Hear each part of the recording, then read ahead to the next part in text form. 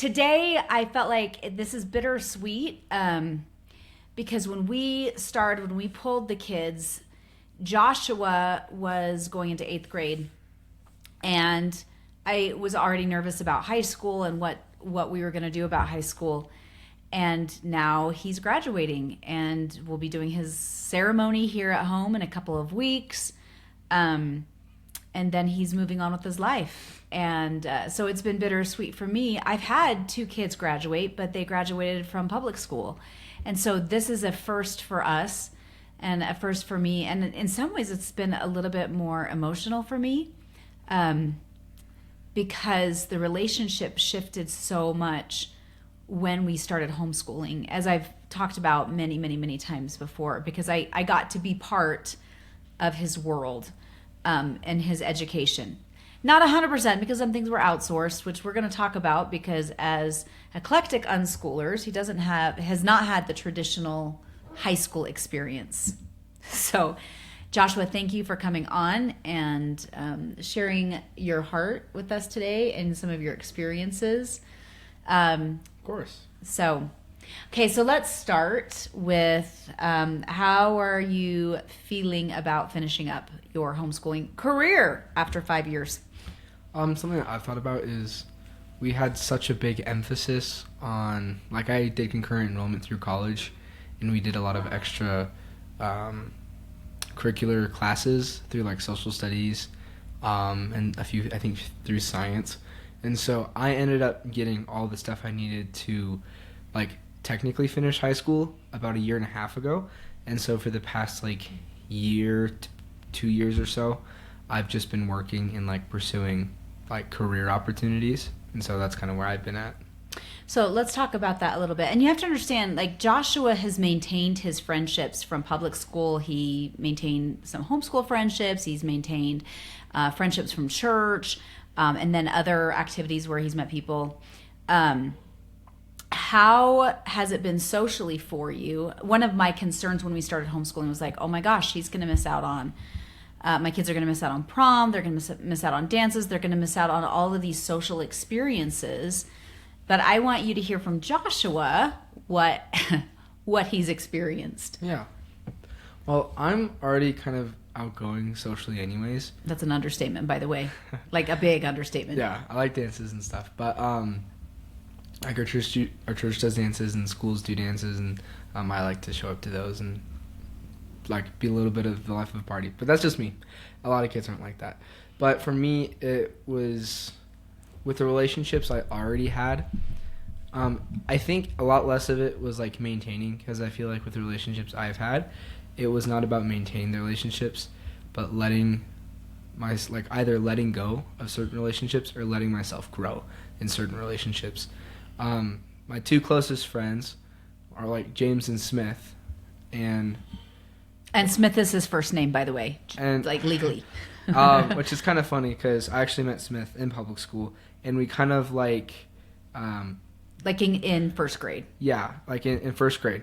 So we were, like, best friends, and he was, like, known as Luke at the time.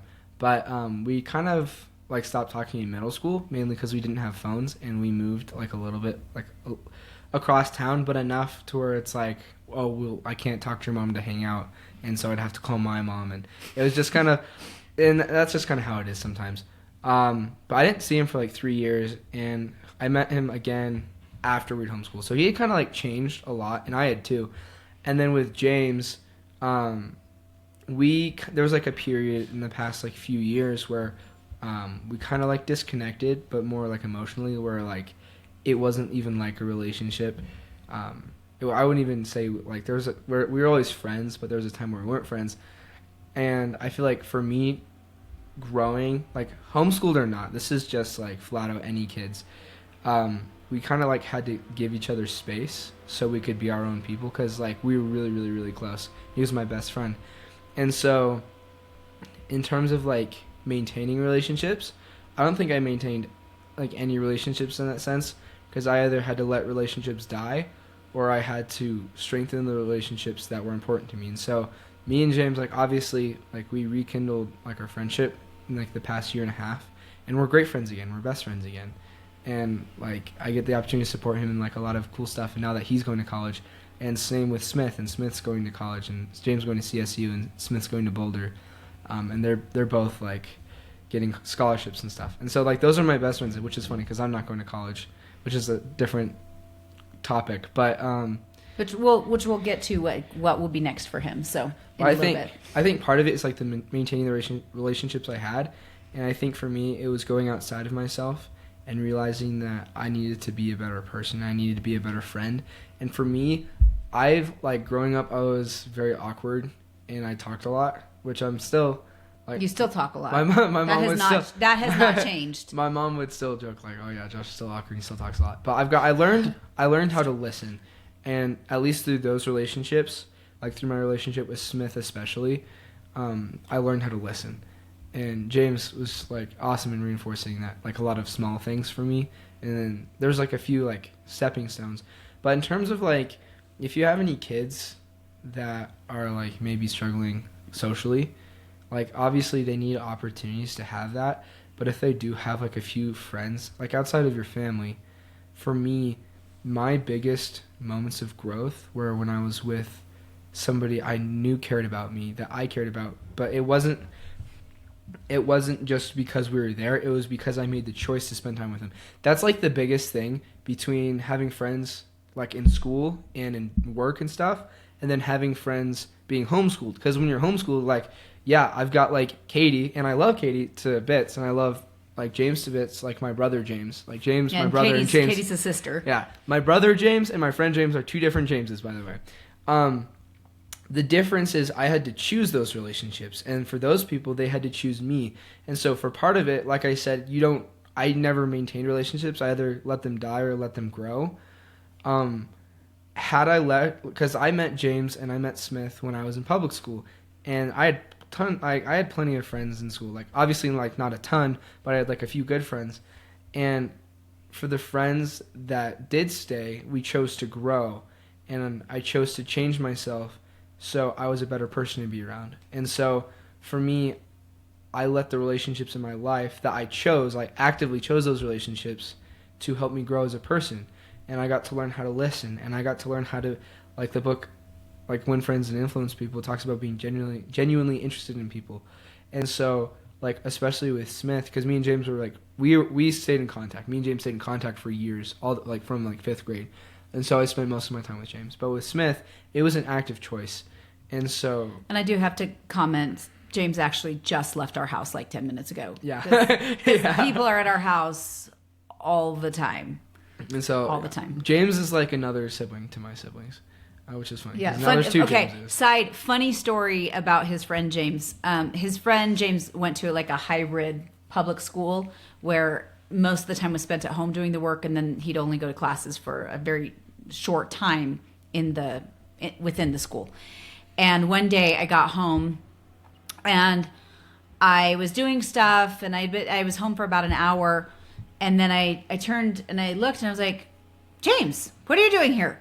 And he's like, I've been here for like 4 hours. You walked past me 3 times. And I'm like, oh, I did? And he's like, yeah. I'm like, well, why are you here? Like, no one's home but me and then my James, who's, down the hall. And he said, oh, because I needed a quiet place to study and I didn't want to study at home or the library. So I just came here and I've been here studying. I'm like, do you want something to eat? And he's like, oh, I already got something to eat. And I'm like, awesome. Okay. Welcome to our house. So that's the kind of relationship we have with James. And you have to understand too, his parents, we are very, very close to his parents as well. So yeah, but I think for me, like the biggest thing, like I said, there's no maintaining relationships. There's only like letting them die or letting them grow. The relationships, at least in my experience with like homeschooling, but it's not even homeschooling. It's like just relationships in general. They're not made just because they're easy to have. Like the relationships I have with my friends, I actively make an effort. They actively make an effort. Like I've made an effort. Like in the last week, I helped my friends with their promposals, and I spent like a lot of time preparing, like hours out of my day to help them. Okay, so a promposal, if you've never heard this term, which I just heard this year, is when the boy asks the girl in like a big way.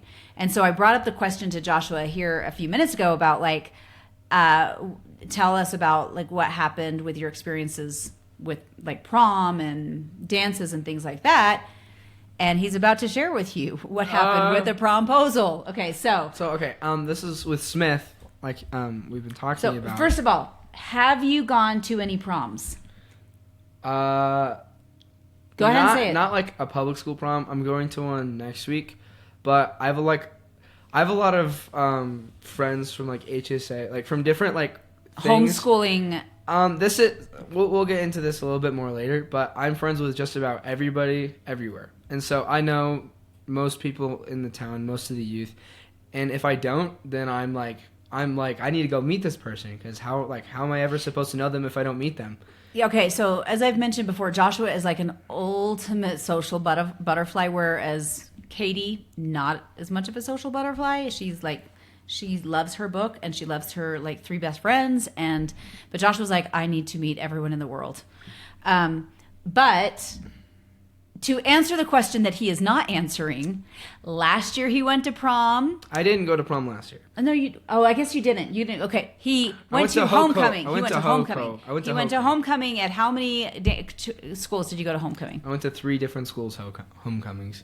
Mm-hmm. Yeah. And then this past year, how many homecomings did you go to homecoming? I don't think I went any for junior year, but for senior year, I went to 3, because I was like, I'm going to cram them in all in one year. Mm-hmm. And because it's to the point where it's like, I have different friends. I've got friends that are girls, where it's like, obviously I'm not romantically interested, but I like they're fun to be around. I really, really, really like to swing dance. And so I've got some friends that are girls that I'm really good friends with that like dancing too. And so we'll just go dance. Like, we'll go to a dance and then we'll just dance together. Yeah, and you have to understand, we put a kibosh. He had a girlfriend once, and we put a kibosh on that. I'm like, no, you need to focus on dating lots of girls and getting to know lots of different personalities, so that you know what you like, as opposed to be like, oh, now I'm gonna partner up with one girl and we're gonna be boyfriend and girlfriend. And so Josh knows that, like, we're like, no, you need to date a lot of people and see what you like and see the kind of people that you want to be with. So he has, this year especially, you've had lots of friends that are girls. Yeah, I learned, like, in terms of like making relationships with teenagers, I've learned if anybody's like a teenager listening to this, I've worked in the work field in real life, I guess. And so I do door-to-door sales. I don't know if you guys have heard, but I worked for like a YouTuber for a while. Yeah, so he did an internship for several months. And so I talked to people because I had like a lot of production roles. I did editing and production. And so in those production roles, I had to reach out to people. I had to create relationships and like get them on board, and for free, because YouTube is not cheap. Filming is not cheap. Having employees is not cheap. And so my job was to make sure that we could secure locations and secure different people or vehicles or like different stuff as cheap as possible, and if possible free. And so it was my job to reach out to those people, to send out those emails and stuff. And so I talked to a lot of people. I had my own coworkers. I had my own managers and bosses. I'm going to pause you for a second, because we have to go back to the promposal question. Yeah. And we'll get back to, this is kind of squirrely, but and that's just me. He is my child, if you cannot tell. Okay, so back to prom, and you had you're helping your friend with the promposal, in which Joshua's preparing to go to a couple proms this year. So for those of you that are like, oh, my child's going to miss out, really, they don't have to miss out. As a matter of fact, we just drove home from a different state where he went to a prom in a different state with somebody. So we literally just got back like an hour ago from the other state, Wyoming specifically. Anyway, go on. So promposal. Do you want to hear about the story of the promposal? Yes. Tell the story of the promposal, and then I want you to answer, do you feel like you missed out? I will. So Smith, he needed help with his promposal. And for the record, if Smith listens to this, I'm the one that gave him the idea. But basically, he set up a hike, and he put the letters prom and then question mark along the hike in like hidden places.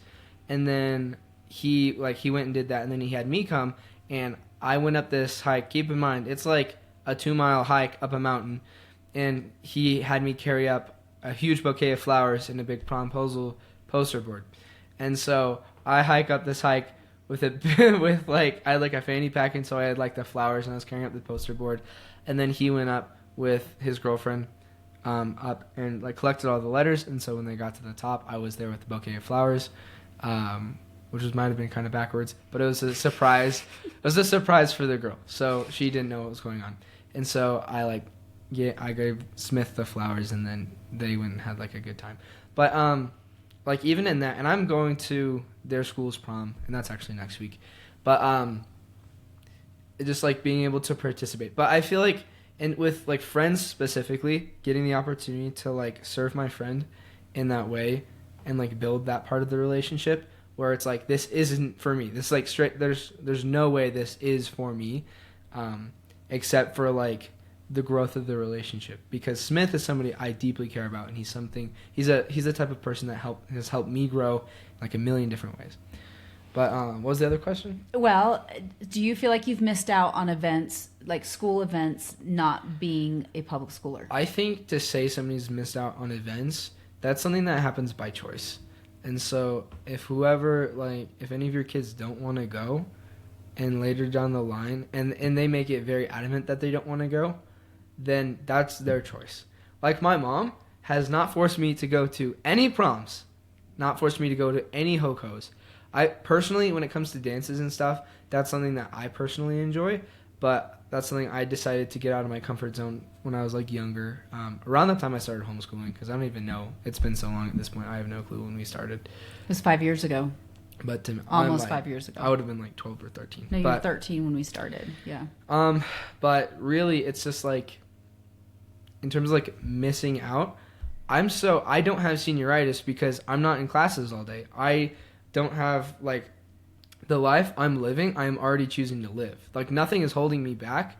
Obviously I still live with my parents, but for me that's a blessing. I have to file taxes now, and like after like filing taxes a few times and like trying to figure out the paperwork, it's just like a whole mess. I'm like, yeah, I'm cool with my parents helping out for now. But in terms of like being in school, like I said, I've worked jobs. I work a door-to-door sales job right now, and I also work at a restaurant. And so for me, I am already living my life. I'm already pursuing my career. And then like if I was interested in science and technology, I'd already be in college. Like I have a good friend of mine. His name is Cade. He graduated 6 months early with his associate's degree, and he did like a hybrid homeschool. Not really homeschool, it's like but a concurrent, and it's kind of a hybrid homeschool. It was like a really, really deep concurrent enrollment where he did like a lot of college classes, but he graduated with his associate's degree 6 months early, and he was 17 when he graduated with his high school diploma, like with different Microsoft certifications, and his associate's degree in college for business. And so if that was something I wanted to pursue, I would have already had the avenue to pursue that. But for me, I'm more like business oriented and like entrepreneurial, and I really like talking to people, and so it's like, oh yeah, I like sales, and I really do enjoy sales.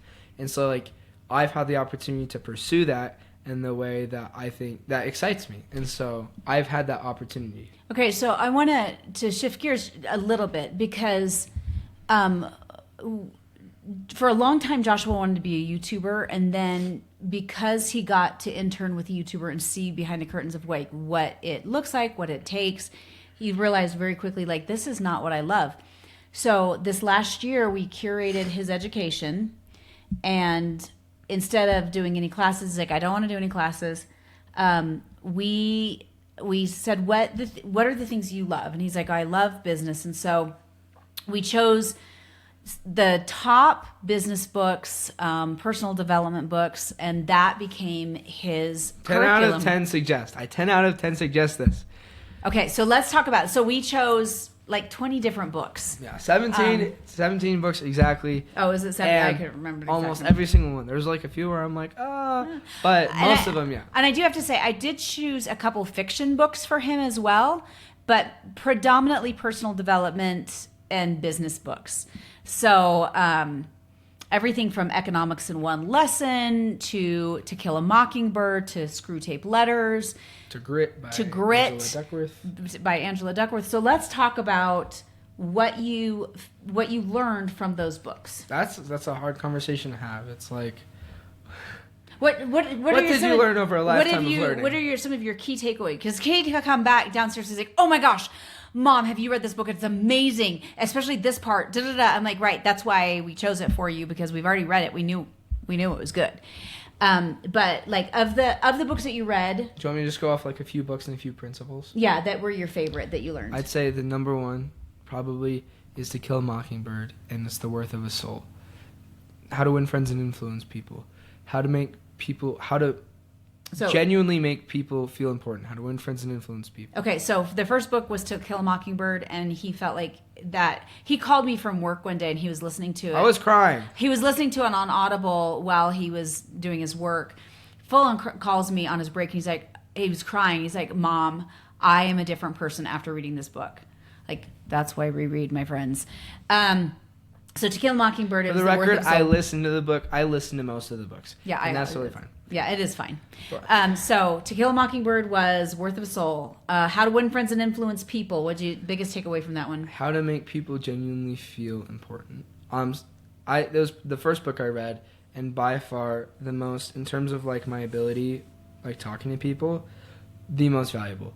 Because I learned that the one thing that most people have, and this is going to be the case for all for all of your kids, and for all of your coworkers, for all the other moms or dads or people in your co-ops, for every part of your life, the number one thing that people want is to feel seen and important in the way that they desire. And so by reading that book, it took me a long time, it took me a lot of practice, but now I can go up to most people and have a conversation where they genuinely feel like they're heard and understood. And that's kind of like where all of my sociability stems out of, like good sociability, like good emotional intelligence, is like people have thoughts and people want to feel seen and heard. So How to Win Friends and Influence People. The next book I'd say is like 7 Habits of Highly Effective People. It has a lot of just good principles. I can't really pinpoint on one principle. It's been a hot second since I read it, but it's definitely a book that like has the spirit with it. And so I love the author. His name is Stephen Covey. Awesome book. I'd say Atomic Habits is phenomenal. Like if you're able to implement the practices in it, I'm going to be straight up, like great book. I was not great at implementing it, but so he's got to work on that. Yeah, when it comes to understanding how things work and how we're engineered socially, it's very effective. So it's like I understand why I do certain things. I understand why I act in certain ways after having certain cues. I understand what motivates me better. And it's the type of book you want to, I would reread in the future. Like almost all of them are. I'd say Meditations. Meditations by Marcus Aurelius. Which he was from 2,000 years ago. Yeah. So there's one quote from Marcus Aurelius. I think I brought this up in a podcast in the past, but because I think that's when I was reading it. But because you put it down for a long time, then you came back to it. It's a tough read. It's a pain in the butt, and I had to. But listen it's a good read, but it's hard because the language is anyway. Yeah. I'd say the principle I got from that is men that need to go to their summer home. The men that need to go to their summer homes and mountain homes for peace will always be weaker than the men that can go to their own souls for peace. That's something I think about a lot. Is like if the number one place I can go for peace is my own soul, then it doesn't matter where I am or what conditions I'm under, because the place where I find myself at peace the most is my own mind and my own soul and my own being. Grit is so good, and I'm trying to implement more of that. And it's being Grit by Angela Duckworth, and it's the principle I take out is finding more opportunities to persevere in things that excite me. And so it's like when it comes to door knocking, if I can knock like 1 or 2 to 10 more doors than I was going to do, then I can grow my perseverance, and I can be the type of I can become, for me it's like the big thing is becoming the type of person that is more resilient. I did read Think and Grow Rich, but I've got hot takes on Think and Grow Rich. He had opinions about everything that he read, which that was one thing that surprised me as the more that we homeschooled and moved towards the more of the unschooling model, is how opinionated my kids have gotten about things. I also think that's just part of growing up. But it absolutely is part of growing up, but it's been different than with my older two kids who went through public school and graduated. I feel like my kids have started growing opinions younger, and that's not necessarily always bad. I'm not saying, oh yeah, they're obstinate and they're defiant all the time. I'm not saying that as much as like, which we probably are. I'm just kidding. Maybe, but they started really thinking and like thinking for themselves. Like, what do I think about this? Anyway, and so that's how it's been with Joshua. He's become especially opinionated in sometimes good ways and other times not so good ways. Yeah. So let's talk a little bit about, because he wasn't sitting in class 8 hours a day. One day he did go to the high school, and thank you to him, our school district ended up sending out a letter to all of the parents. That was the second time. All of the parents saying that children cannot sneak into high school. Thank you, Joshua Daniels. We did that. If you are in our school district and your child is trying to sneak in and get in trouble, I'm sorry, that's my son's fault. But you've gone twice. And how? Tell us a little about those two experiences where he went in. He didn't exactly sneak in. He just went in. He had a student ID because he was in the enrichment program. I'm technically in the district anyways. Yeah. Because of the enrichment program, we're technically in the district. Is it kind of gray area? For sure. But it was the first day of junior year, and I agreed. Smith, like we had been talking about, Smith agreed to take me for the first day because he was like, none of the teachers will know you, and none of the teachers will know anybody, and so it doesn't really matter. Because if I were to go in the middle of the school year, the teacher would be like, so who are you, and where did you come from? You probably shouldn't be here. Which is what happened the second time he went to a different high school with a different friend. And that was with James. And that was with James. And then they sent an email out to everybody in the school, and I think the entire district. No, to the whole district. I got the email. Anyway. But, anywho, I don't think I can really do justice because it's different for everybody, because a lot of people are in public school, and if you do something once, it's going to be different than if you do something 1,000 times. But I remember going to school. It was like the first day, and so they split up the classes because typically they have 4 classes a day, but there's 8 classes total, and so you like flip-flop days. But that day, we went to all of the classes. And I remember like coming home and I was completely exhausted and I didn't want to do anything because I was so tired. And to be honest, I don't remember anything I learned except for the fact that I shouldn't have been in a calculus class. I'm not super advanced in math and I have no reason to be, so I have no desire and there's no reason for me to learn that. And so we're in like AB calculus and I'm like so lost. And so I have no clue what's going on. And we're like going to like physics class, and like granted it was my junior year, and some kids really do want to learn these things, and like all the power to them. But for me, it's like I already know. I'm like, at the time I was like, I'm very interested in YouTube, and little did I know I was about to go meet Zealous like 2 months later and like get started in that path. And so Zealous is the name of the YouTube channel he worked for. Yeah, his name is Matthew. Cool dude. But I was just like exhausted, and there was so much that was going on that it was impossible for me to remember any specific thing, which is kind of interesting because like I did go to school. Like for the record, I never went to high school, but I went to elementary school and I went to almost all of middle school. Yeah. And I think based on what I've heard is middle school is pretty similar anyways in terms of like how the classes are structured, I'm pretty sure. And so what I learned, this is like a big lesson from like going from public school to being homeschooled, is that the amount of time and I'd say mental expenditure you have for any given thing is much greater. And so like when it how do you mean? That doesn't make sense. So like for these kids in school, they probably have 20-ish priorities in their head, because you have to think they have all of their classes, they have to have homework when they get home. Some of these kids go to like different sports. Some of them go to different clubs. A lot of them have jobs. And then you also have to have like a home life, and you have to worry about what's going on with your parents. And then on top of all of this, you have to throw in like a social life. And like, how is that supposed to fit? And everybody knows like the social life is going to come first, because we're like, everybody's a teenager, and that's what's brewing in everybody's mind anyways, is like, oh my goodness, what did she say? What does she think? Or like, oh my goodness, I think he hates me. And so like, you have like a million different priorities. But being homeschooled, I most of my I'm just going to be super candid here. Most of my time being homeschooled was a lot of time by myself thinking about and pondering the different things that I was interested in, or the different things that piqued my curiosity. And that's where I really, like, this is going to sound kind of out there, but that's where I started to gain like an understanding and philosophy for life, and understanding why I'm here. And I got to explore like a lot of the great life questions that we all face at some point in our lives, at least I'd hope. And so a lot of my time was spent thinking. And when it wasn't spent thinking, it was spent playing instruments, or it was spent studying YouTube and trying to make YouTube videos and trying to figure that out. Or it was trying to figure out something with like business, and then you obviously have like classes and stuff, but it's all secondary to what is truly at the top of my mind. And so in terms of like music, it's gotten to the point, like we were at a hotel for like this dance we were in, and this was last night, by the way. And I was just like there was like a grand piano there, and I was just like having a grand old time playing the piano. And I'm like, personally, I think I'm decent at piano, because I was asked a few months ago to help write an album, and I wrote like 20 of the chord progressions and like a third of the songs for this whole album. And we went to the recording studio, and I finished up. And I started learning how to play music when I was homeschooled. And so now it's like, I'm not a classical musician.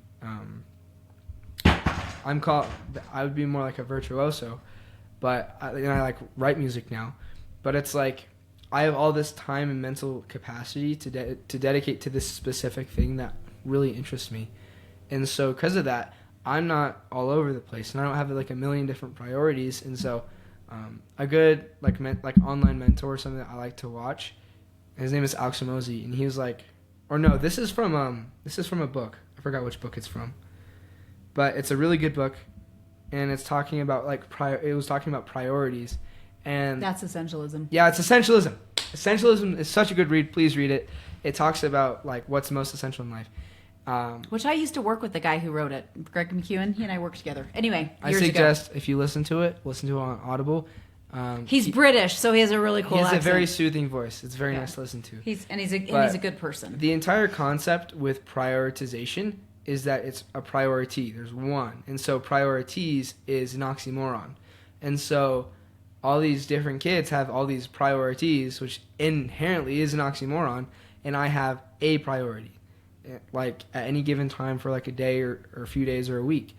And it's, for me, it's like, obviously, like there's like the small menial things that I wasn't really passionate about in the first place, like algebra or like different parts of social studies or science. And obviously, like there's small things that pique your interest that everybody's like, oh, I like that in school. My friends like, oh, that was interesting, but they always forget. But for me, it was like the big things I could think about, like the big ideas, where it's like I just want to get better at playing it so I can understand how the song is built, so I can understand how to recreate it. Now it's got like, if I was to use music for an example, it's like I would just spend hours at the piano playing different chords and hearing different chord progressions and learning how to play different songs, because I play by ear mostly. I can read music, but I just prefer playing by ear. And so now I can hear a song and I can play it. I can just straight up hear the song and play it almost exactly as it is like played. So that's what I mean by like brain capacity. Is there's so much energy I can put into one subject that is the most important to me, and so I grow way faster and I remember and retain more information because it's actively relevant to me.